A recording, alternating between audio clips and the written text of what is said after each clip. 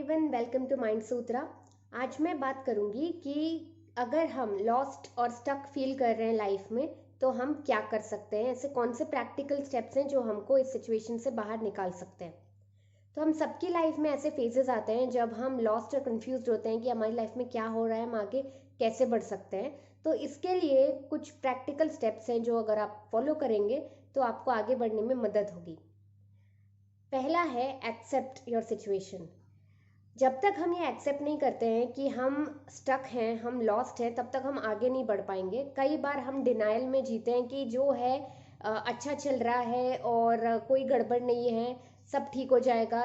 अगर हम इस मेंटालिटी में रहते हैं तो हम सिचुएशन को एक्सेप्ट नहीं कर रहे हैं, जो चीज़ है उसे वैसे एक्सेप्ट नहीं कर रहे हैं। और जब तक हम सिचुएशन को एक्सेप्ट नहीं करेंगे, हमें आगे बढ़ने के लिए क्या एक्शन लेना है वो हम कभी ले ही नहीं पाएंगे। तो बहुत ज़रूरी है कि एक्सेप्ट करें और आगे बढ़ें। दूसरा है right about it this way.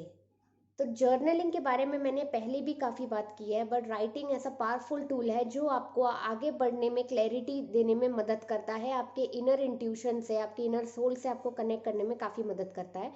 But आप इस केस में जब आप राइटिंग करें तो आप 3 स्टेप्स फॉलो कर सकते हैं। तो आप किस तरीके से लिख सकते हैं। पहला स्टेप है write 3 things you are grateful for. मतलब कि 3 ऐसी चीज़ें जिसके लिए आप शुक्रगुजार हो। दूसरा पॉइंट में आप ये लिखिए कि 3 चीज़ें जिसके लिए आप जिससे आपको फन मिले, जॉय मिले, खुशी मिले। और तीसरा है 3 ऐसी चीज़ें लिखिए जिसके लिए आप पैशनेट हो। फॉर एग्जाम्पल 3 चीज़ें आप किसके लिए ग्रेटफुल हो सकता है आपके पास अच्छा जॉब है, फैमिली है, खाने के लिए खाना है, शेल्टर है। दूसरा है 3 ऐसी चीज़ें जो आपको फन दे, जॉय दे। हो सकता है आपको कोई बच्चे के साथ खेलने में मज़ा आता हो, आपको कुकिंग करने में जॉय लगता हो, आपको वॉक पे जाने में जॉय और फन मिलता हो, या फ्रेंड से बात करने में आपको फन मिलता हो। फिर आप 3 चीज़ ऐसे लिखिए जिसके लिए आप पैशनेट हो, जैसे कि राइटिंग हो सकता है, कोई प्रोग्रामिंग हो सकता है, पेंटिंग हो सकता है। तो इन 3 स्टेप्स को आप 5 बार आंसर करिए।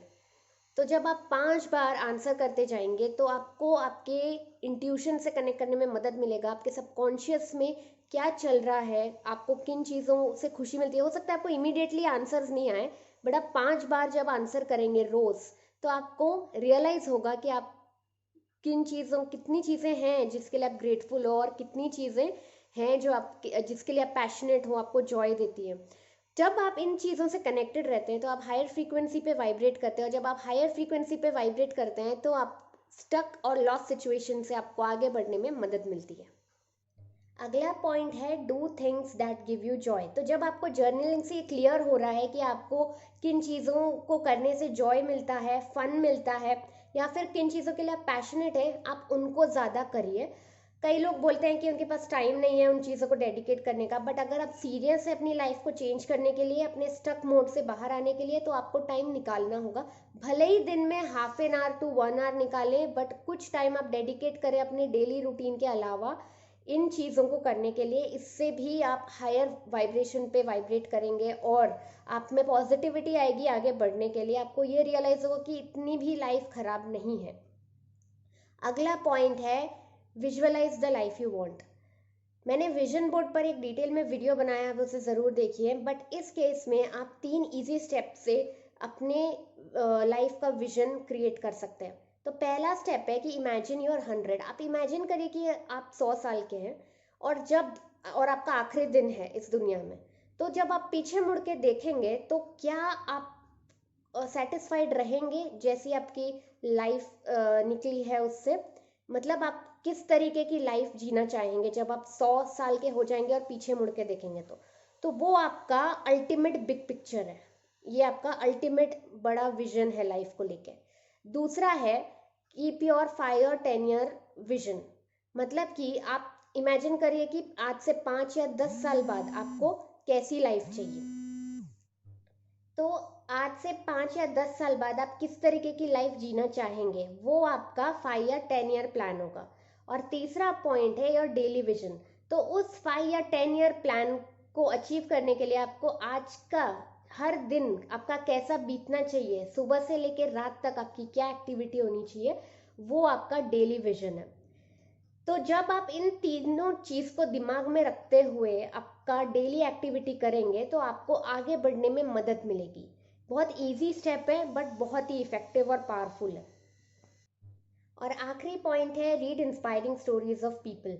तो जब आप ऐसे लोगों की बायोग्राफीज और स्टोरीज पढ़ते हैं जो खुद भी सिमिलर सिचुएशन में स्टक थे या दूसरी ज़्यादा डिफिकल्ट सिचुएशन में स्टक थे बट उन्होंने अपने आप को सिचुएशन से बाहर निकाला और आगे बढ़े, तो आपको भी मोटिवेशन मिलेगा आगे बढ़ने के लिए। ऐसे कई लोग हैं जो उन्होंने बहुत ही एक्सट्रीम कंडीशन सर्वाइव करके एक अच्छी लाइफ आगे जी और लोगों के भी लाइफ में डिफरेंस क्रिएट किया है। तो जब आप ऐसे मोटिवेशनल चीज़ें और स्टोरीज पढ़ेंगे तो आपको भी इंस्पिरेशन मिलेगी आगे बढ़ने के लिए, और आपको ऐसा नहीं लगेगा कि बस अब ये स्टक रहना ही मेरा किस्मत है, आगे कोई होप नहीं है। तो होप रहेगी अगर आप इंस्पायर होंगे तो, और इंस्पायर होने के लिए आप ऐसे लोगों की स्टोरीज ज़रूर पढ़िए। तो ये थे 5 पॉइंट जो आपको आगे बढ़ने में मदद कर सकते हैं। स्टक और लॉस्ट फील होना एक्चुअली खराब फेज लगता है बट एक्चुअली ये बहुत ही मैजिकल फेज है, क्योंकि इसी फेज में आपको पावर है अपनी लाइफ जैसी चाहे वैसी क्रिएट कर सकते हैं। और यूनिवर्स को आप सरेंडर कर दीजिए, बिकॉज ये ऐसा फेज है जिसमें आपके हिडन स्ट्रेंथ्स भी बाहर आते हैं। जब हम लो फेज में रहते हैं तो हमें रियलाइज होता है कि हमें क्या पसंद है क्या नहीं पसंद है, और जब हम जो पसंद है उन चीज़ों पे वर्क करते हैं, अपने आप पे वर्क करते हैं, तो हमें आगे बढ़ने में बहुत मदद मिलती है। तो कैसे लगे आपको ये पॉइंट्स मुझे कमेंट करके बताइए, और आप कौन से स्टेप लेते हैं आगे बढ़ने के लिए उसे भी कमेंट करिए। इसी तरह के इंग्लिश कंटेंट के लिए मेरे वेबसाइट को विजिट करिए जहाँ पे मेरा ब्लॉग और पॉडकास्ट भी है। इसी तरह की इंस्पिरेशन के लिए मेरी चैनल को सब्सक्राइब, लाइक एंड शेयर करें। Thank you so much for listening. I'll see you in another video. Till then, bye.